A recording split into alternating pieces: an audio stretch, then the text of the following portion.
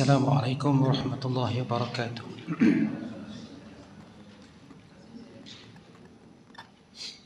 A'udzu billahi minasyaitonir rajim. Bismillahirrahmanirrahim.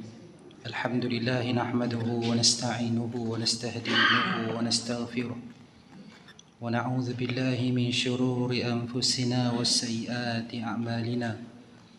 Man yahdihillahu fala mudilla lahu wa man yudlilhu fala hadiya lahu. أشهد أن لا إله إلا الله وحده لا شريك له وأشهد أن محمدا عبده ورسوله اللهم صل وسلم على سيدنا محمد وعلى آله وأصحابه ومن اتبعهم بإحسان إلى يوم الدين أما بعد قال الله عز وجل في كتابه العزيز أعوذ بالله من الشيطان الرجيم يا أيها الذين آمنوا اتقوا الله حق تقاته ولا تموتن إلا وأنتم مسلمون أما بعد فإن أصدق الحديث كتاب الله خير الهدي هدي محمد صلى الله عليه وسلم وشر الأمور محدثاتها وكل محدثة بدعة كل بدعة ضلالة أما بعد. Surah dan Imam Bilal, sahabat-sahabat hadirin dan hadirat mata Allah Subhanahu wa taala sekalian. Pertamanya kesyukuran kita rafa'kan kepada Allah Subhanahu wa taala. Sekali lagi kita diberikan keizinan oleh Allah Subhanahu wa taala untuk melaksanakan tanggungjawab memohon keampunan, berdoa, mengharapkan apa sahaja kebaikan, dan kita ingin mengulang kaji beberapa perkara penting berkaitan dengan hadis Nabi sallallahu alaihi wasallam. Sahabat-sahabat mati Allah Subhanahu wa taala sekalian, sebelum ni kita bicarakan sedikit berkaitan dengan kepentingan orang yang meriwayatkan hadis Nabi sallallahu alaihi wasallam. Bagaimana Rasulullah sallallahu alaihi wasallam menyatakan akan ada di akhir zaman Dajjal, Kazzabun, Dajjalun. Ini telah kita bicarakan orang-orang yang menipu, orang-orang yang dipanggil jahat, Dajjal, yang membawa sesuatu yang tidak dinyatakan oleh Nabi sallallahu alaihi wasallam. Maka sebab itu para ulama mereka amat memerhatikan siapakah dia orang yang menyebarkan, membawa hadis Nabi sallallahu alaihi wasallam, meriwayatkan hadis Nabi sallallahu alaihi wasallam. Kita juga maklum bahawa bila Rasulullah sallallahu alaihi wasallam menyampaikan sesuatu dalam apa-apa majlis sekalipun, maka siapa yang dengar adalah golongan sahabat Nabi sallallahu alaihi wasallam. Ada di kalangan sahabat Nabi sallallahu alaihi wasallam yang menulis, ada juga di kalangan sahabat Nabi sallallahu alaihi wasallam yang tidak menulis. Mereka hanya menghafal hadis-hadis Nabi sallallahu alaihi wasallam. Juga terdapat larangan Nabi sallallahu alaihi wasallam, baginda sallallahu alaihi wasallam melarang hadis daripada ditulis pada permulaan Islam. Jadi bagaimana hadis-hadis itu disimpan, hadis-hadis itu dijaga adalah melalui hafalan, melalui kekuatan ingatan oleh para sahabat Nabi sallallahu alaihi wasallam. Oleh kerana begitu, maka ulama melihat kepada orang yang meriwayatkan hadis. Siapa dia? Setakat mana keboleh percayaan kita kepadanya? Adakah dia orang-orang yang saleh? Itulah dia ilmu berkaitan dengan perawi hadis Nabi sallallahu alaihi wasallam. Dalam ilmu yang berkaitan dengan hadis ini ada satu ilmu yang dinamakan ilmu mustalahul hadis, ya. Ini satu ilmu, cabang ilmu berkaitan dengan lebih banyak fokusnya kepada perawi. Ada seorang imam yang bernama Ali bin Madini rahimahullah yang wafat pada tahun 234 Hijrah, menyatakan bahawa ilmu hadis itu terbahagi kepada dua. Yang pertama ilmu tentang perawi, yang kedua ilmu tentang memahami hadis Nabi sallallahu alaihi wasallam. Ya, ilmu tentang sumber, ilmu tentang adakah hadis Nabi sallallahu alaihi wasallam itu satu hadis yang boleh digunakan. Ia suatu ilmu, cuma mungkin tidak disebarluaskan kepada kita sebagai orang awam, sebab kita tiada kemahiran untuk menentukan status sesuatu ilmu. Cuma kewajipan kita tahu bahawa sesuatu hadis itu boleh digunakan ataupun tidak boleh digunakan. Sebab kita maklum hadis adalah sesuatu yang disebarkan. Kadang-kadang ada orang yang menyebarkannya, orang yang amanah, maka dia sebarkan seumpama apa yang dia dengar. Ada juga orang yang tidak amanah, maka dia menambah sesuatu, dia mengurangkan sesuatu, dia mencipta sesuatu, kemudian disebarkan. Ya, kita akan bincangkan sedikit demi sedikit berkaitan dengan ilmu ini. Ilmu mustalahul hadis, ada seorang ulama yang bernama Al-Hafiz Ibn Hajar Al-Asqalani menyatakan bahawa ia adalah ilmu berkaitan dengan kaedah dan juga keadaan perawi dan hadis yang diriwayatkan. Ini dia ilmu berkaitan dengan mustalah hadis. Asalnya anak-anak kita yang belajar, yang ambil subjek-subjek Quran, Sunnah, ya, yang ambil STAM, yang belajar peringkat ijazah dengan agama, mereka memang belajar ilmu mustalahul hadis. Salah seorang profesor yang ada di UIA menyatakan bahawa ia adalah satu ilmu yang meneliti segala yang berkaitan dengan periwayatan hadis, yang merangkumi kaedah-kaedahnya dan usulnya, bagaimana hadis itu dikumpulkan, dihimpunkan. Bila hadis ini dikumpulkan? Kalaulah Nabi SAW pada mulanya melarang hadis ditulis, habis tu bila dia mula ditulis? Ada tak sahabat-sahabat Nabi SAW yang menulis hadis? Pandai ke mereka menulis? Ya, maka kita akan melihat sejarah penghimpunan hadis, proses merekodkannya dalam buku, dalam buku-buku, dalam lembaran-lembaran, macam mana ulama dulu tulis. Kita pun tahu kan, tulisan dulu berbeza dengan tulisan sekarang. Tulisan dulu tak ada titik, tulisan dulu tak ada baris. Macam mana mereka nak bezakan huruf ta dengan huruf ya? Macam mana mereka nak bezakan huruf ha dengan huruf jim? Tapi begitulah perkembangan ilmu yang menyebabkan sampai kepada kita dalam keadaan yang begitu mudah. Ya, sampai sekarang ni kan ada teknologi yang boleh tolong baca hadis. Kita tak payah baca, kita dengar aja. Kan, sampai begitu sekali. Juga ia ilmu berkaitan dengan jenis-jenis buku. Buku hadis ni banyak. Ada ratusan hingga ribu hadis Nabi sallallahu alaihi wasallam. Ada satu kitab yang menghimpunkan 40,000 hadis Nabi. Ada kitab yang mengumpulkan 60,000 hadis Nabi sallallahu alaihi wasallam. Macam mana mereka susun 60,000? Imam Bukhari meletakkan dalam kitabnya 7,000. Imam Muslim yang kita baca hadisnya, yang kita akan pelajari beberapa hadisnya, menyeraikan 12,000 hadis Nabi sallallahu alaihi wasallam. Macam mana mereka buat? Apa yang mereka pilih? Betul ke? Ya, itu dia ilmu berkaitan dengan hadis Nabi sallallahu alaihi wasallam. Metodologi. Macam mana ulama boleh kata sesuatu hadis itu sahih? Macam mana pula dia boleh jadi dhaif? Ya, kita orang awam hanya menerima sebab merekalah yang mengkaji. Betul ke kaedah yang mereka gunakan? Boleh percaya ke? Ya, bila kita belajar ilmu ini, maka kita akan tahu betapa ketokohan mereka, betapa kehebatan mereka. Ilmu yang begitu luas, tetapi mereka berjaya meletakkan suatu metodologi, suatu kaedah untuk menyaring hadis Nabi sallallahu alaihi wasallam. Apa lagi? Ilmu jarah wa ta'dil. Ini ilmu dalam mustalah. Jarah wa ta'dil ni cerita tentang apa? Dia cerita tentang perawi.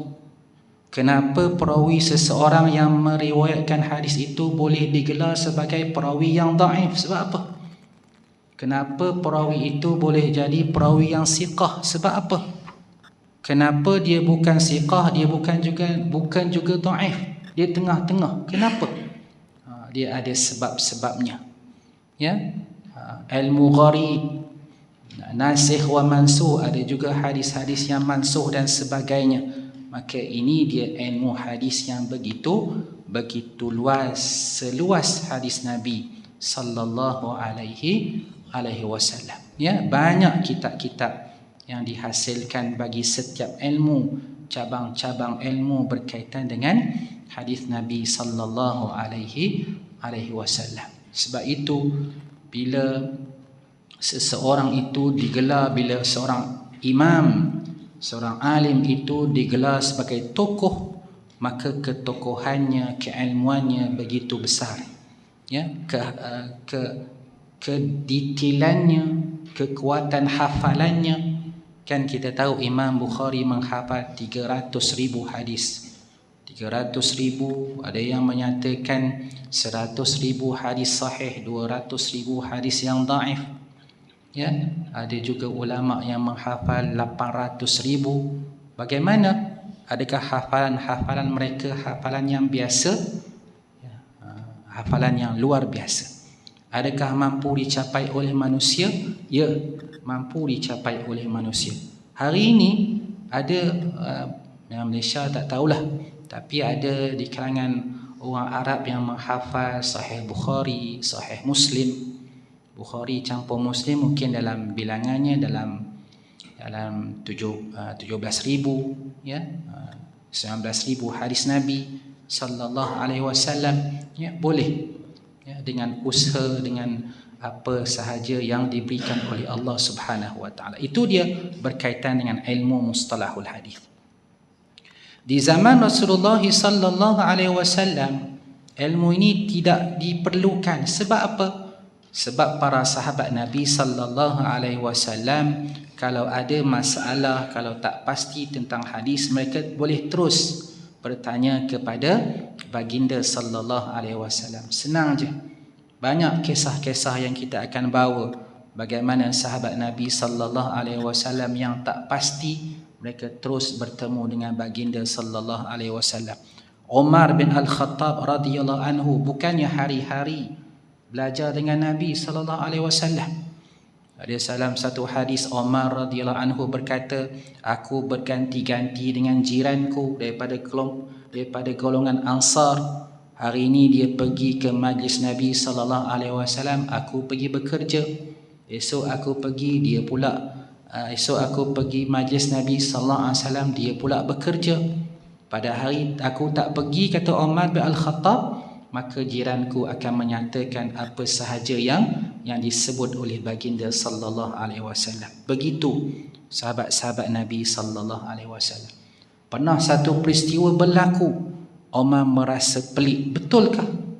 Maka dia bergegas bertemu dengan baginda sallallahu alaihi wasallam untuk memastikan kebenaran berita ataupun kisah yang disandarkan kepada Nabi sallallahu alaihi wasallam. Apa peristiwa tu? Peristiwa yang sampai kepada dia, sampai kepada Umar bin Al-Khattab radhiyallahu anhu, bahawa baginda menceraikan keseluruhan isteri-isteri baginda. Satu perkara yang besar sampai kepada Umar bin Al-Khattab radhiyallahu anhu. Apa dia buat?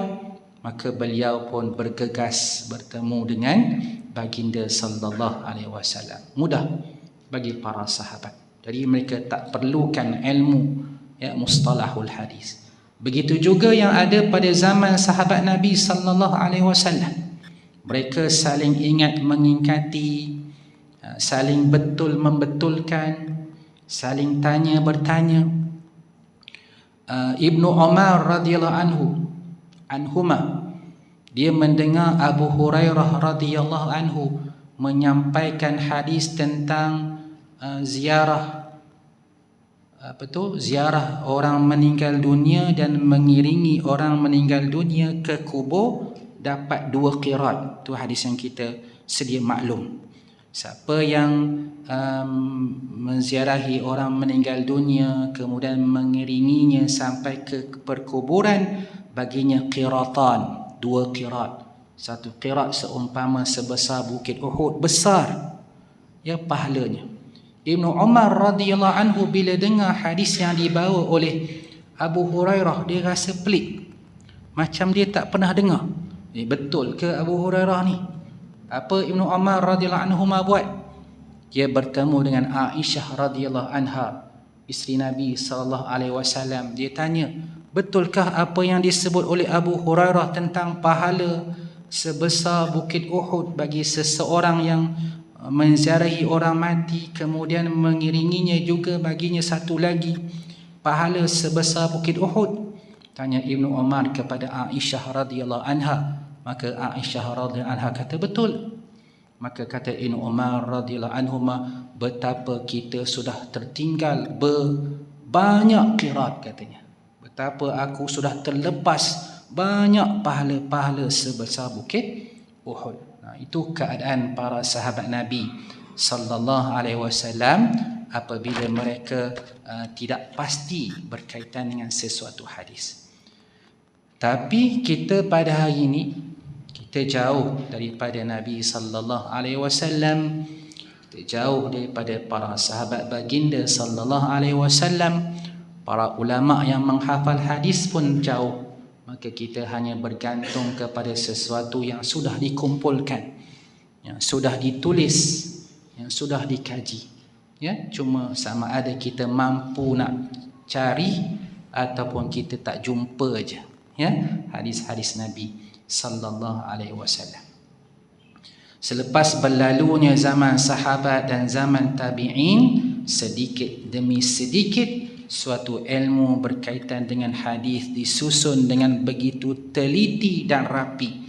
Akhirnya muncullah satu ilmu yang kini dikenali dengan ilmu mustalahul hadis ataupun ilmu ulumul hadis. Ya, ilmu tentang hadis sahih, ilmu tentang hadis palsu, ilmu tentang hadis hasan, ilmu tentang hadis apa lagi? Hadis yang terputus, ya, ada berpuluh-puluh, ada 65 jenis, ya, yang ada dalam ilmu ini. Okey, itu berkaitan dengan beberapa kaedah ulama berkaitan dengan hadis Nabi sallallahu alaihi wasallam. Kita masuk kepada hadis dalam kitab Sahih Muslim, iaitu kita bincangkan sedikit tentang topik salam. Kita bincangkan tentang hari itu, kita bincangkan tentang menghadiri majlis, kan? Siapa masuk majlis maka bagi ruang orang lain duduk. Itu yang kita bincangkan sebelum ni. Ya, seterusnya Imam Muslim rahimahullah meletakkan satu hadis dalam bab tahrimil munajat itsnaini duna tsalits bighairi ridah. Bab maksudnya pengharaman, haram dua orang yang berbisik tanpa orang yang ketiga tanpa redanya. Imam Muslim rahimahullah meriwayatkan hadis Nabi sallallahu alaihi wasallam. Ya, kalau ada sahabat-sahabat ada kertas, ada situ. Wa haddatsana Yahya ibn Yahya Abu Bakar ibn Abi Shaybah wa Ibn Numair wa Abu Quraib. Wa lafdhu lahu li Yahya qala Yahya akhbarana wa qala al-akharuna haddatsana Abu Muawiyah عن الأعمش عن الشقيق عن عبد الله رضي الله عنه قال قال رسول الله صلى الله عليه وسلم إذا كنتم ثلاثة فلا يتناجى اثنان دون الآخر حتى تختلطوا بالناس من أجل أن يحزنه أو كما قال صلى الله عليه وسلم. Imam Muslim rahimahullah meriwayatkan hadis Nabi sallallahu alaihi wasallam dengan sanadnya. Itu semua nama-nama perawi.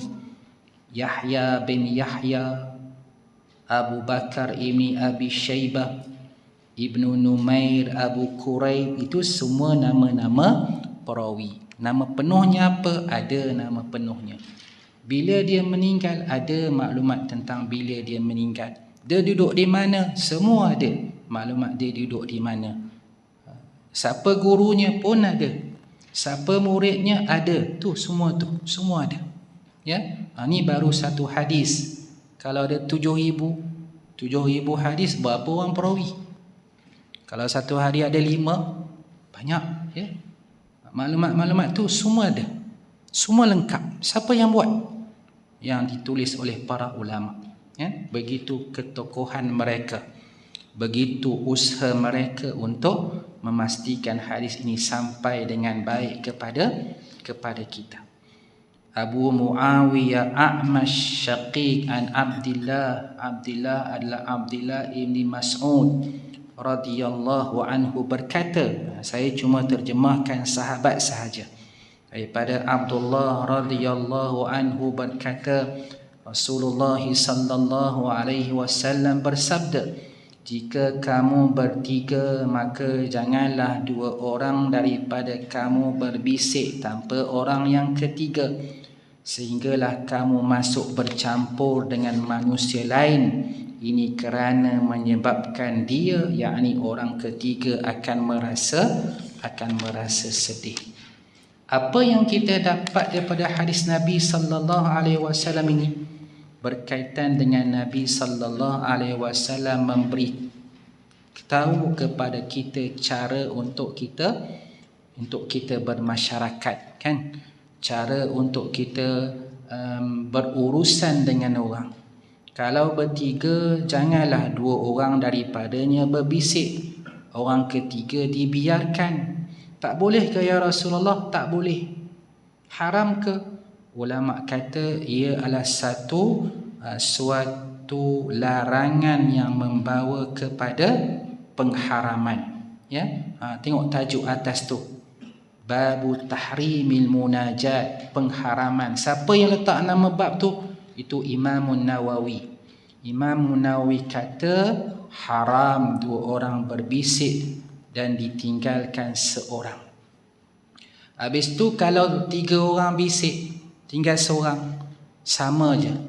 Kalau 10 orang berbisik, seorang ditinggal pun sama je.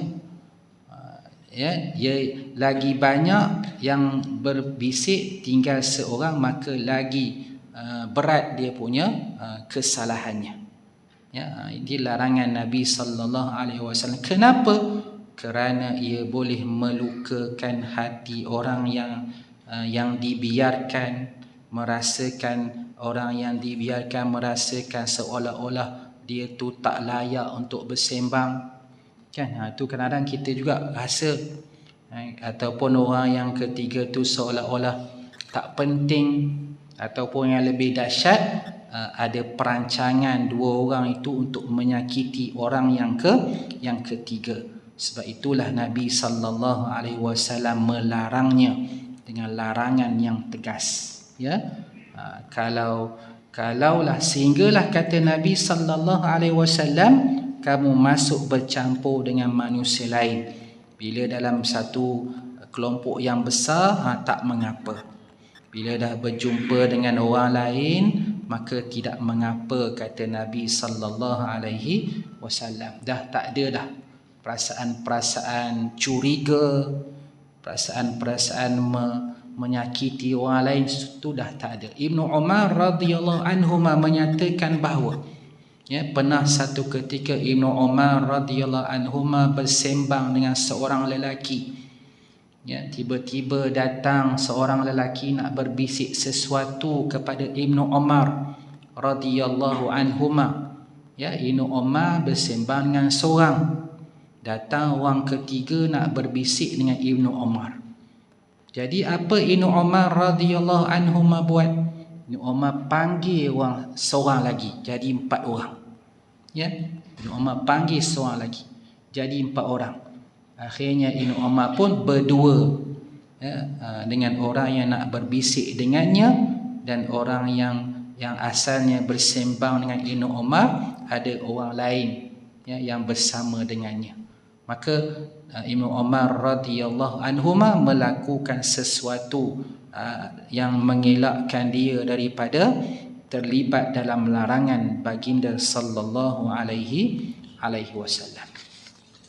Apa pengajaran hadis? Yang pertama, Islam akan menutup segala ruang prasangka buruk sesama Muslim. Ya, itulah Islam. Ya, Islam menutup ruang prasangka buruk sesama Muslim. Kita kan tahu Rasulullah sallallahu alaihi wasallam sendiri kan, bila baginda sallallahu alaihi wasallam bertemu dengan isteri baginda, ya, di tengah jalan dalam keadaan gelap, tu Nabi sallallahu alaihi wasallam tiba-tiba lalu dua orang lelaki Ansar, seolah-olah mereka bergegas bila nampak Nabi sallallahu alaihi wasallam. Mereka seolah nak jalan cepat, ya, macam kita lah.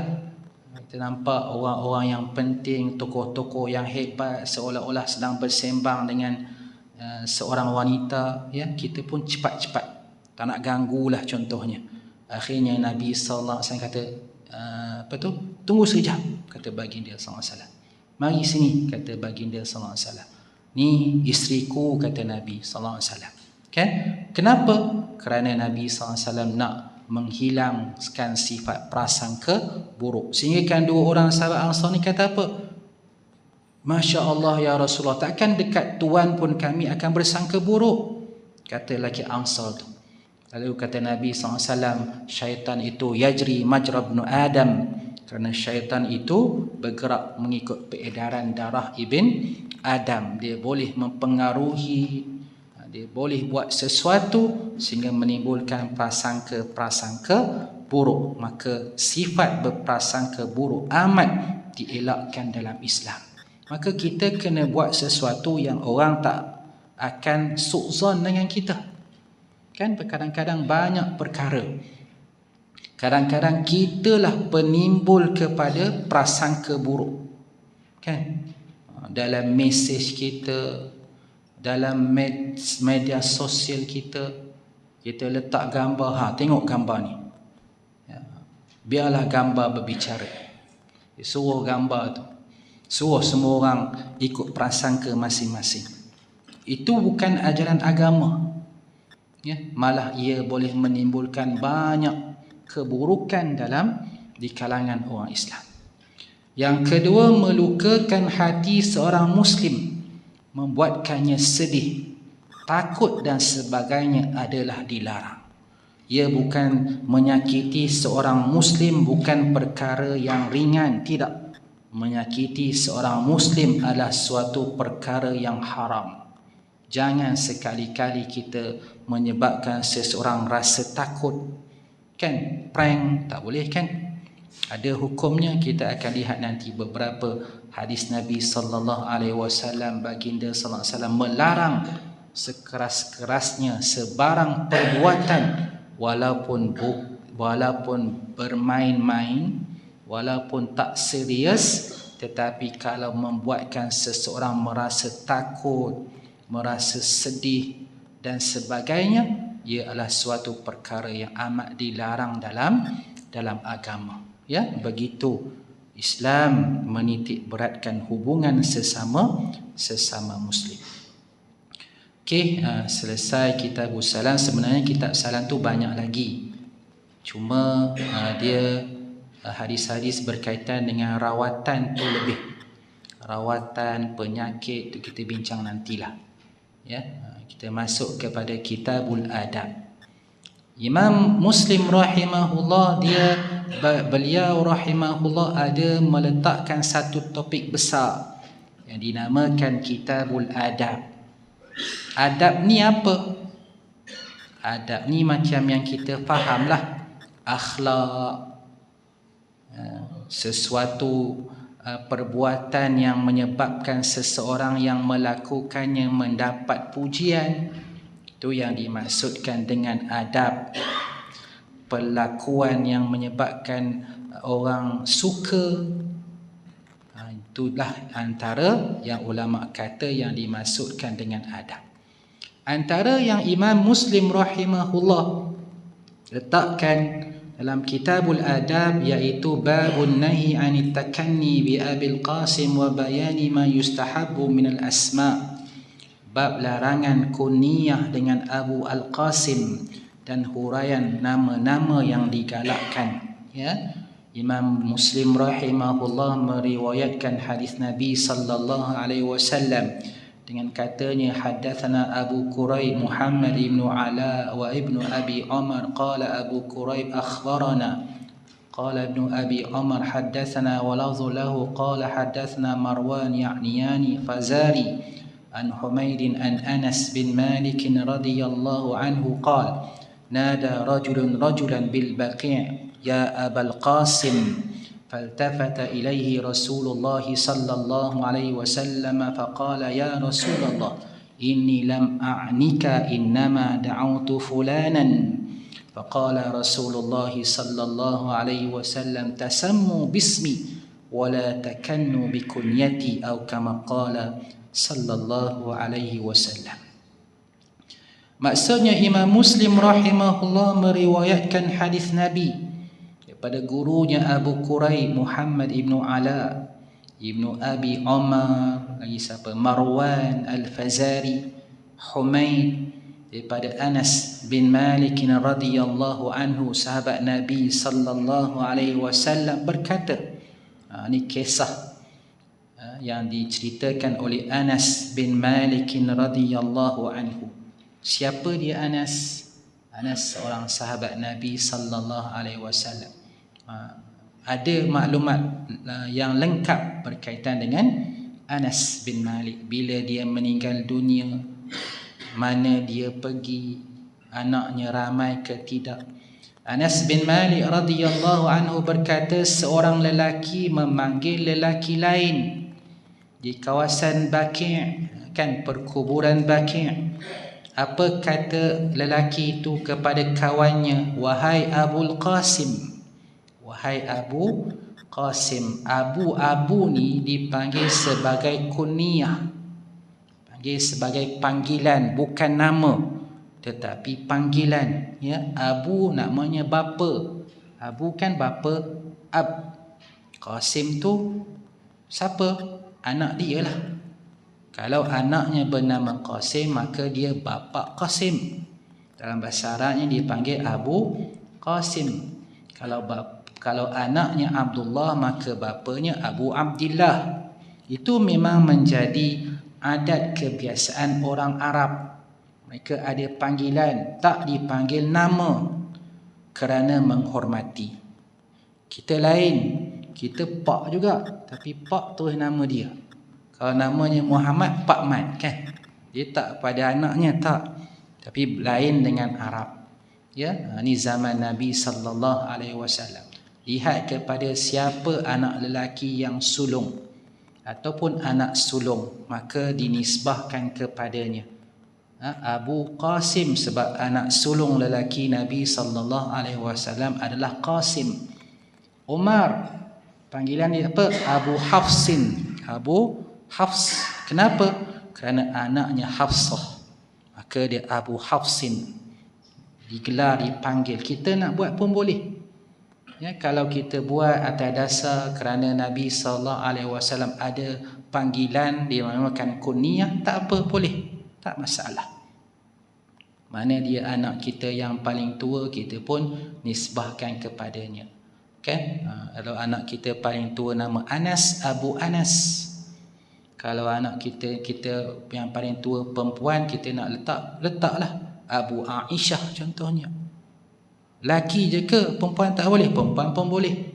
Sebab tu ada isteri Nabi sallallahu alaihi wasallam namanya Ummu Salamah. Kan? Itu bukan nama, itu panggilan. Ummu Habibah. Kenapa? Kerana anaknya bernama Habibah. Anaknya bernama Salamah. Aisyah radhiyallahu anha dipanggil apa? Ummu Abdillah. Ya? Ada anak ke? Tak ada. Aisyah radhiyallahu anha tak ada anak. Habis Abdullah tu siapa? Tu adalah perbincangannya. Ada yang kata tu anak saudaranya. Ada macam-macam lah yang disebut oleh ulama. Ya, kadang-kadang zaman Nabi SAW budak pun sudah ada panggilan. Tak ada masalah. Ya, budak pun kadang-kadang sudah diberikan panggilan-panggilan untuk mereka. Banyak peristiwa. Anas, kadang-kadang Nabi SAW panggil Unais. Ya, Anas, Unais. Unais namanya Anas yang kecil. Ada Nabi SAW panggil, itu panggilan-panggilan yang tidak mengubah makna, ya, yang tak membawa kepada makna yang buruk.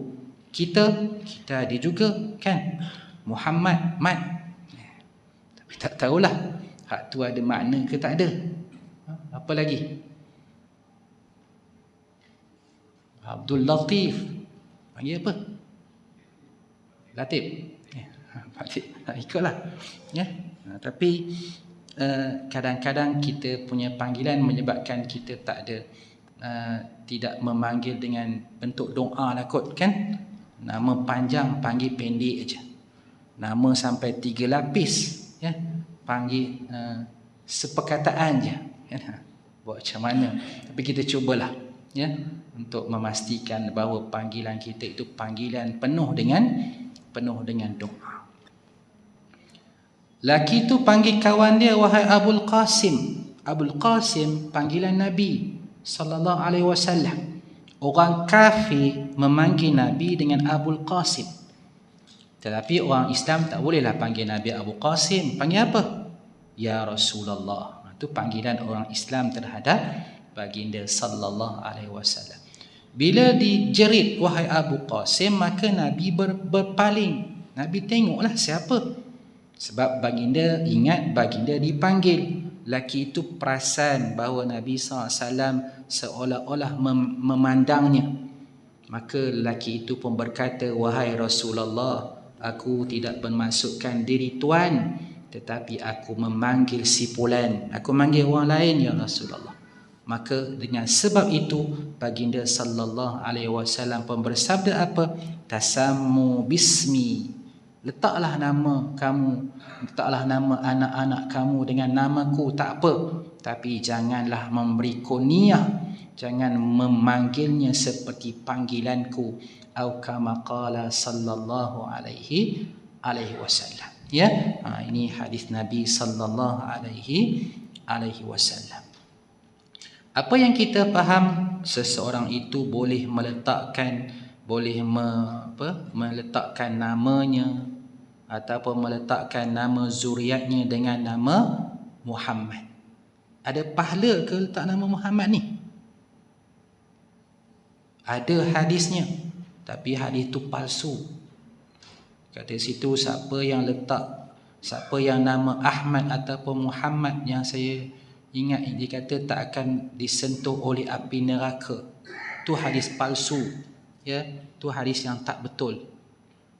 Kalau kita nak letak nama Muhammad, letaklah, tetapi pastikan kita yang ada nama Muhammad bersifat dengan sifat yang mulia.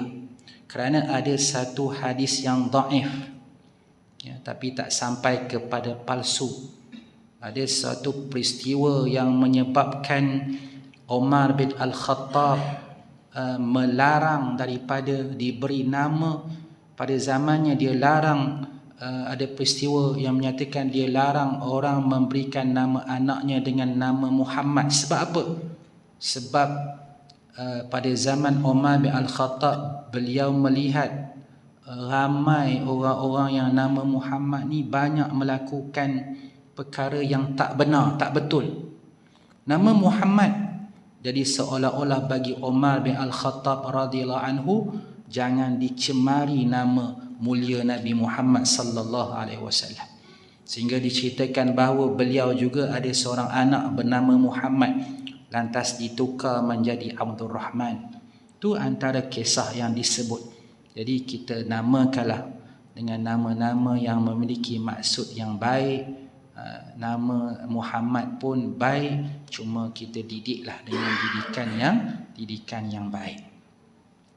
Hadis ini yang kita peroleh pengajarannya, panggilan Abul Qasim di zaman Nabi sallallahu alaihi wasallam adalah merujuk kepada baginda. Tidak boleh ada seseorang yang memanggil baginda dengan nama ataupun panggilan biasa. Tak boleh. Muhammad tak boleh. Tapi ada, ya, zaman Nabi orang-orang Badui, orang yang tak belajar adab, yang mungkin tak tahu pun cara memanggil Nabi sallallahu alaihi wasallam, dia panggil dengan Muhammad.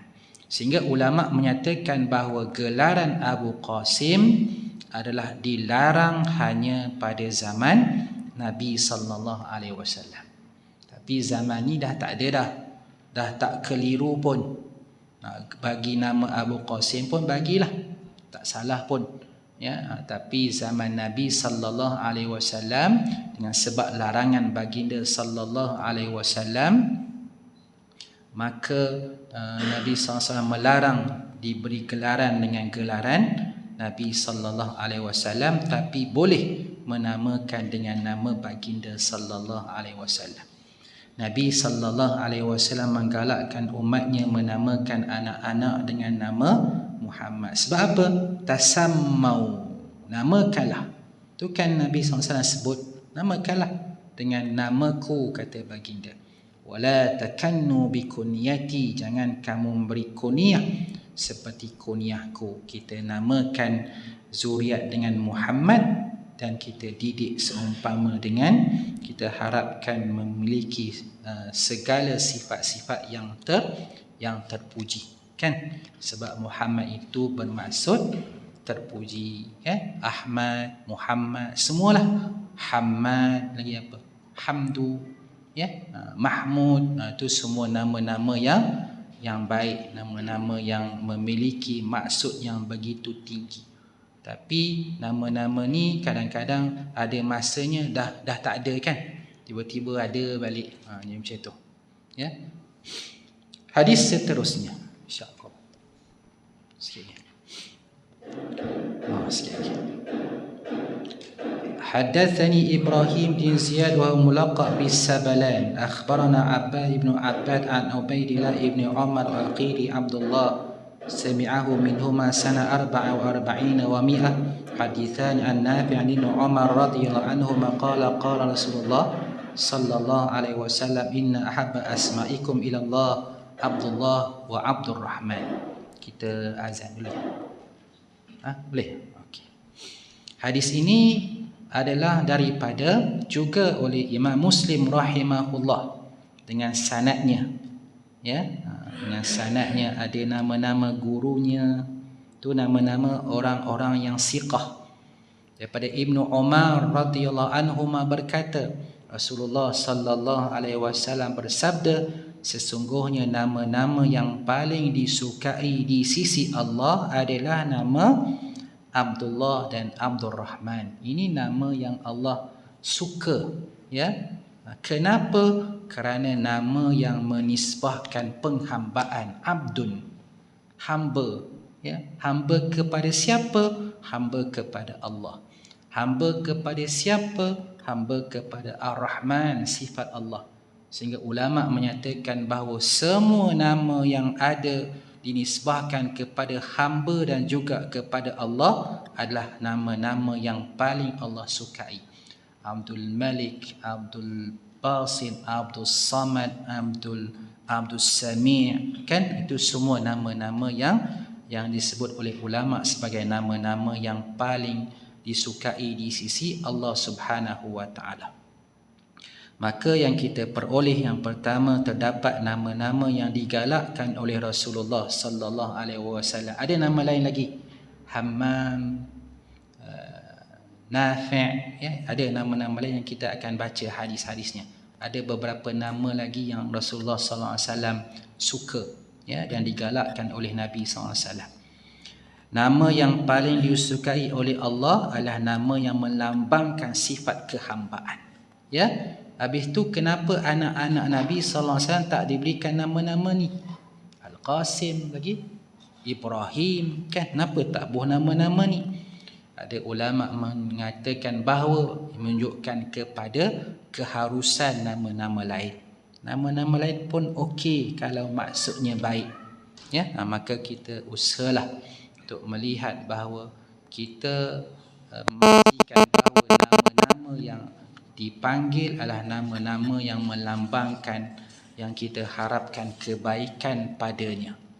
Nama-nama yang kita panggil, kita harapkan ianya sebagai suatu doa untuk kebaikan orang tersebut. Begitulah Nabi sallallahu alaihi wasallam yang banyak peristiwa baginda sallallahu alaihi wasallam menukar nama sahabat. Ada seorang sahabat bernama Hazan, sedih. Nabi SAW tukar kepada Sahal, mudah, senang. Maka dia pun dinamakan Sahal. Ya, itu di antara perkara-perkara. Ada seorang sahabat wanita bernama Barirah. Terlalu baik pun tak boleh juga. Terlalu ni tak boleh juga. Nabi SAW tukar kepada nama yang lain. Kalau tak silapnya nama Zainab radhiyallahu anha. Itu beberapa perkara berkaitan dengan nama. Moga-moga adalah beberapa perkara yang kita ulang kaji pada malam ni. Dengan baik Allah Subhanahu wa taala, yang kurang dan kekurangan saya sendiri. Aqulu qawli hadza astaghfirullah li wa lakum. Assalamualaikum warahmatullahi wabarakatuh. A'udzu billahi minasyaitonir rajim. Bismillahirrahmanirrahim. Alhamdulillahi rabbil alamin. والصلاة والسلام على أشرف الأنبياء والمرسلين وعلى آله وصحبه أجمعين. اللهم اجعل جمعنا هذا جمعا مرحوما وتفرقنا من بعده تفرقا معصوما ولا تجعل اللهم فينا ولا معنا ما يسمعنا شقيا ولا مطرودا ولا محروما. اللهم فقنا في الدين وعلمنا التأويل. صلى الله وسلم عليه والحمد لله رب العالمين. تقبل الله منكم.